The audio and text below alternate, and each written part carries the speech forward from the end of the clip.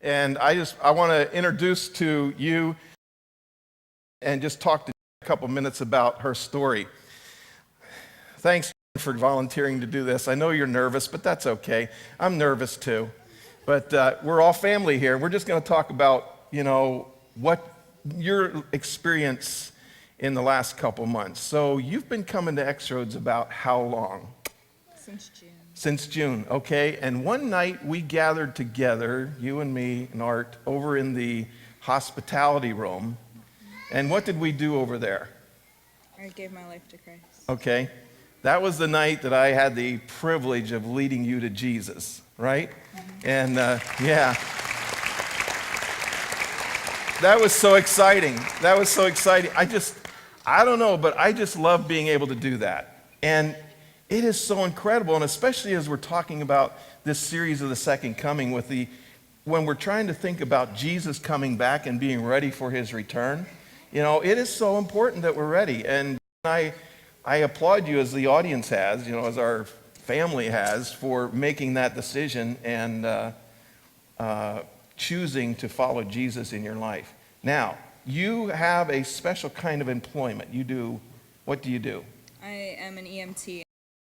I worked on an ambulance for 5 years. Okay. Buddy, I know where you live. So you're an EMT on an ambulance, okay? And you just recently went back to work after maternity leave, okay? And tell us about the transport you had to Sayre, New York the other week. Was it last week, the week before? 2 weeks ago. 2 weeks ago, okay. I had a very interesting transportation. I had my patient in the ambulance. She was going if most of you know, hospital, and it was a huge heart hospital. And I was taking a 93-year-old woman up to have a triple bypass. I took the woman's coat off to take her blood pressure, which is routine. We take a set of vital signs every 15 minutes. And when I took her coat off, I saw the mark on her arm, and at first I thought nothing of it until I actually looked at it. She was a survivor of the Holocaust.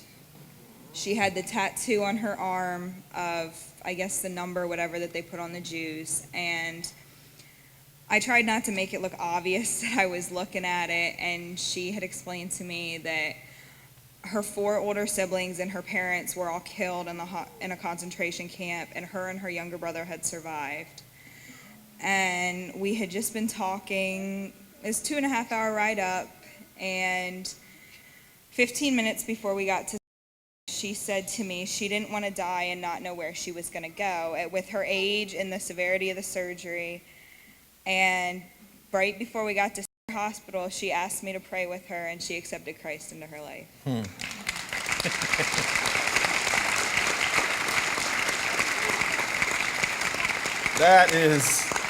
That is too incredible for words. So you actually had the privilege of leading a Holocaust survivor to Jesus.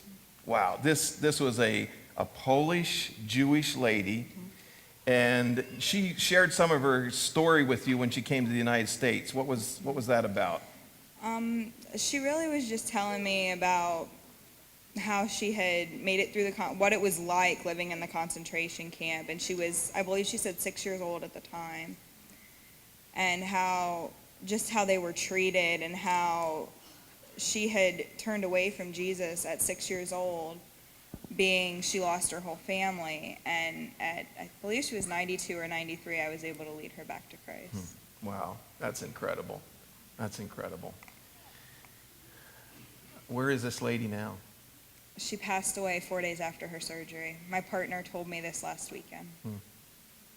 Wow. So,